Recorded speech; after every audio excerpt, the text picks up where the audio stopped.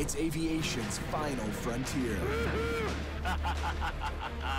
Cowboy pilots who deliver small, used aircraft. Battery dead. Across distances they were never meant to fly. The joys of Arctic travels. To the most isolated spots on the planet.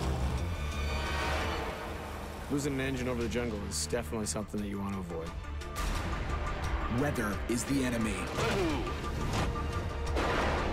Dude, that is lightning. That risk is real, and it's waiting for you. But as long as there's money and fuel to burn, if it has wings, we'll fly it. they'll live to fly another day. And there's plenty of flying ahead. 7,500 kilometers from the UK to Iceland and Greenland, on to Canada, and finally south to Quincy, Illinois, 4 days from now.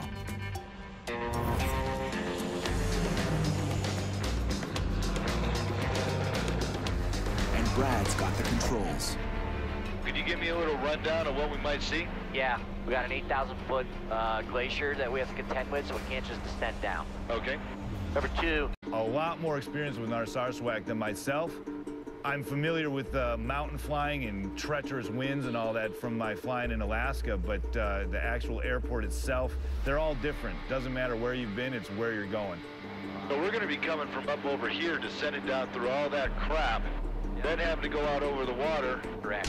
And then there's icebergs in the way. Wow, we got our hands full for sure.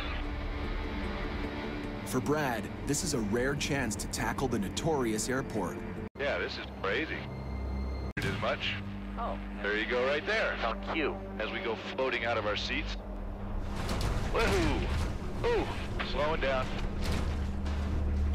8 minutes from the runway, turbulence rocks the King Air. Brad slows the plane and pulls the nose up to reduce stress on the wings. Go ahead and pitch this beauty up. Yep, I got it. Thank you, sir. And right on cue. That was unbelievable. When turbulence hits like that, the first thing that comes into my mind is the wings coming off. There's design speeds because the planes can only handle so much abuse.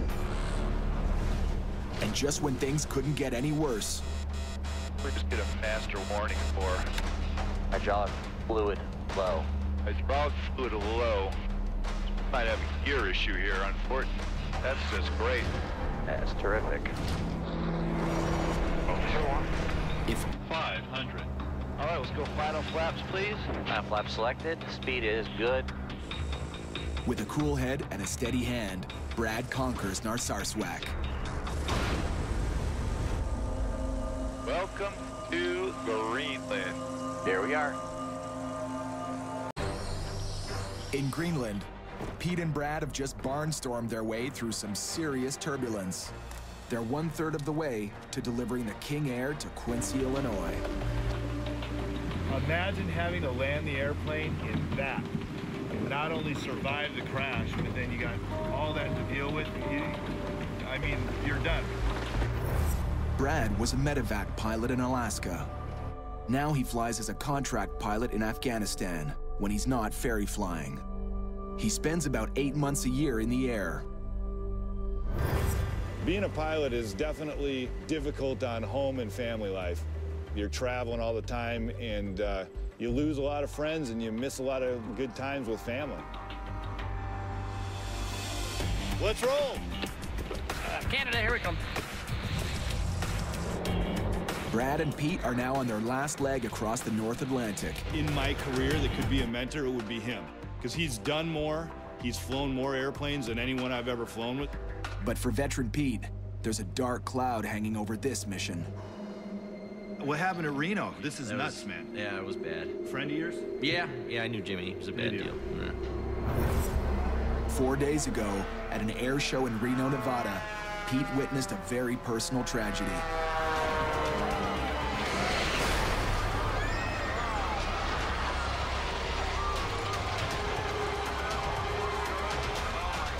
One of his friends crashed his plane into the stands, killing himself and 10 spectators. This is a catastrophic failure. This is A bad. more serious problem.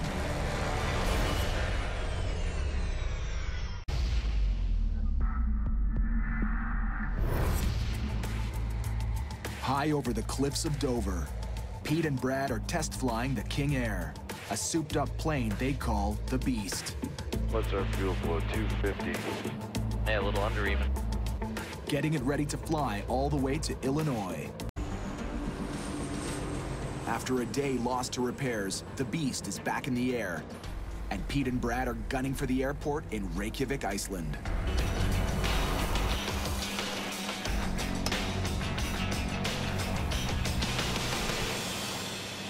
The red line strategy works. Pete and Brad shave off enough time to arrive half an hour before sunset. 2 mile final, don't have the traffic. Maintaining 4,000 feet with the field in sight. Check your altimeter setting. It's showing at 3,000 feet. Oh, we totally blew that. And send it crashing down onto the icebergs below.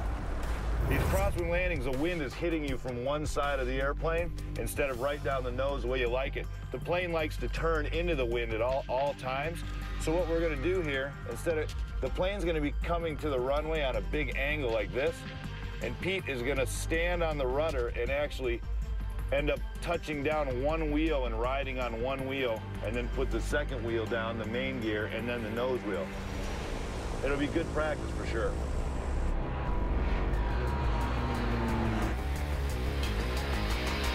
Okay, I'm gonna get your lights here for you, big dog. Thank you. Man, that was awesome. That was kick ass. That was fun. You were killing those things. Good job, man. Brad makes a call. We're ferrying this plane from England, and it turns out we're landing in Quincy, Illinois. He hasn't seen his mother in over a year. This may be his big chance. And I looked at the map, it's like 300 miles away, and I was wondering if there's any chance you could get down there. I never get to see my mom. She's living in Chicago, and we're taking this plane to Quincy, Illinois. I think it's about 300 miles, and I'm just kind of wondering if there's any way I can see her. You know, I'm getting a free It's a ride neat there. place. It's special. It is special. You're special. Oh, for the love of poses. Brad rolls the King Air to a stop, and here's his welcoming committee. Hey, we made it. We finally made it. How's it going? It felt awesome to see my mom. I mean, I haven't seen her forever. Yeah. Hey, Mom, this is Pete. Hi. Nice my partner in crime. This is an absolutely gorgeous plane. It has to be fun to fly. We had fun. I think we made friends with it. Yep.